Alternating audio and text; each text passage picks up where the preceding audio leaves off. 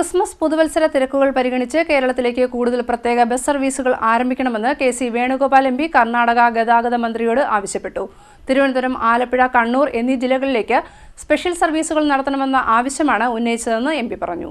Christmas പുതുവത്സര തിരക്കുകൾ പരിഗണിച്ച് സംസ്ഥാനത്തേക്ക് കൂടുതൽ പ്രത്യേക ബസ് സർവീസുകൾ ആരംഭിക്കണമെന്ന് കെ.സി. വേണുഗോപാൽ എം.പി. കർണാടക ഗതാഗത മന്ത്രിയോട് ആവശ്യപ്പെട്ടു. തിരുവനന്തപുരം, ആലപ്പുഴ, കണ്ണൂർ എന്നീ ജില്ലകളിലേക്ക് സ്പെഷ്യൽ സർവീസുകൾ നടത്തണമെന്ന ആവശ്യമാണ് താൻ ഉന്നയിച്ചിരിക്കുന്നതെന്ന് എം.പി. പറഞ്ഞു.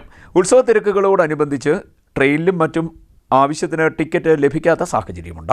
ഇതിനാൽ നാട്ടിലേക്ക് മടങ്ങുന്ന മലയാളികൾ വലിയ ദുരിതമാണ് അനുഭവിക്കുന്നത്.